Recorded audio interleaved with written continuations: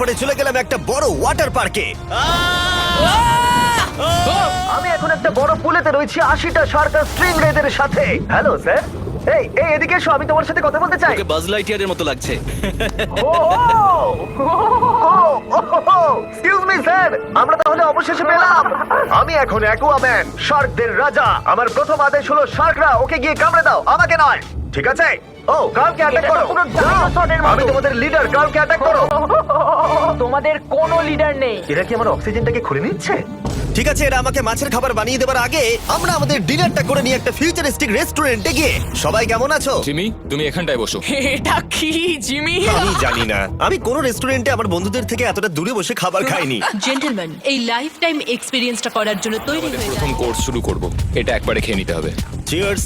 Cheers. আমার যদি এটা পছন্দ না হয়, এটা ভালো খেতে। এটা দারুণ খেতে। এটা কি তাহলে একবারই খেতে হয়? ঠিক আছে। ও এসব কি হচ্ছে? ও ও এটা কি? এটা কি? এটা কল অফ ডিউটির মিশনের মতো লাগছে। আমাকে কি হ্যাক করে নিয়েছে? আমি তো ভেবেছিলাম এটা রেস্টুরেন্ট, মুভি থিয়েটার নয়। আমি বুঝতে পারছি না কি হচ্ছে। এই 9 কোর্স মিলটা ঘেরা আছে ফুল 360 ইন্টারঅ্যাক্টিভ ভিজুয়াল দিয়ে, যেটা ডিশ অনুযায়ী চেঞ্জ হয়। এটা তো তোমার টাচে রেসপন্স করছে। আমরা সবাই পৃথিবীকে রক্ষা করছি। আমি এটা একদম করতে পারি না। যদিও রুমটা ছিল খুবই অসাধারণ, ভাই দেখো, এটা এখন আমার জলের ওপরে আছে। এটাকে দেখো। কিন্তু তার সাথে খাবার এবং ড্রিঙ্কস গুলো এই এক্সপেরিয়েন্সটাকে আরো ইউনিক করে তুলেছিল। আপনি গ্লাসটাকে ছুঁয়ে দেখুন, এটা আপনার সাথে রিঅ্যাক্ট করবে। আমরা 9টা জিভে জল আনা ডিশ ট্রাই করেছিলাম, টাটকা সি ফুড থেকে শুরু করে ওয়াও, এটা দারুণ খেতে। গোল্ডেন ওয়াগু বার্গার পর্যন্ত। তোমার ভালো লেগেছে? একদম। দেখো, জেনারেলের ভালো লেগেছে, কিন্তু ফাইনাল কোর্সটা আমাদের জন্য স্পেশালি তৈরি করা হয়েছিল। ওটা কে? এটা তো চ্যান্ডলার। এটা আমি নই ভাই, এটা কিন্তু আমি নই। যাই হোক বন্ধুরা, এক্সপেরিয়েন্সটাকে কন্টিনিউ করা যাক। এরপরে আকাশ থেকে লিটারালি ঝাঁপ দেবার আগে আর পৃথিবীর উচ্চতম বিল্ডিং এর উপরে ওঠার আগে আমি আমার উচ্চতার ভয় কতটা সেটা পরীক্ষা করতে সব থেকে উঁচু একটা পুলে গেলাম। একবার এই ভিউটা দেখো। জিমি। ও মাই আমি গড। সত্যি এখানে আছি। তোমরা এখন যেটা দেখছো সেটাকে যেন সত্যি বলে মনে হচ্ছে না। ভিডিওটা শেষ পর্যন্ত দেখো, আরো মজা আসবে। একদম। 600 ফুট ওপরে আকাশের মাঝে এই 360 ডিগ্রি ইনফিনিটি পুল তোমাদের এই শহরের একটা অসামান্য ভিউ উপহার দেবে।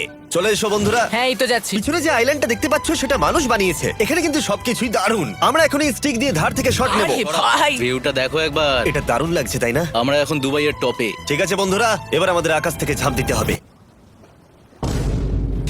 ভাই আমরা এখন আকাশ থেকে মাটিতে পড়বো? না, আমরা আকাশ থেকেই মানুষের তৈরি আইল্যান্ডে ও পড়বো। মাই গড, আমার খুব ভয় লাগছে। প্রতীক্ষা শেষ। এবার তোমরা যেটা দেখতে যাচ্ছ সেটা আমার গোটা জীবনে কখনো করবো বলে আমি ভাবিনি। এটা তো পাগলামি, কার এটা করার ইচ্ছা হয় ভাই? কিন্তু আমার সব থেকে বড় ভয়ের জিনিসটা না করলে এই এক্সপিরিয়েন্সের ভিডিওটা তো অপূর্ণ। বিশ্বাস হচ্ছে না আমরা এটা করছি। আমার ভালো লাগছে না। আচ্ছা, আমি মরে গেলে কি হবে?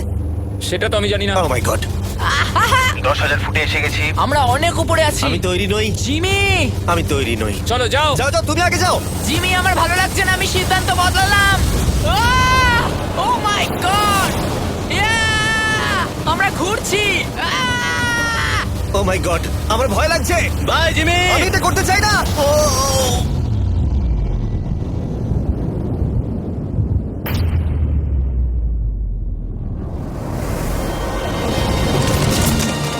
মাই গড, এটা খুবই ভয়ঙ্কর। আমি যাচ্ছি না ভাই।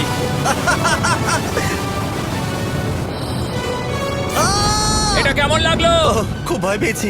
তুমি ভয় পেয়েছো? হ্যাঁ, আমরা এখনো অনেক উঁচুতে আছি। এটাই হয়তো আমার জীবনের সব থেকে বড় ভয়। ও মাই গড, ও মাই গড। কিন্তু আমি তোমাদের জন্য করলাম।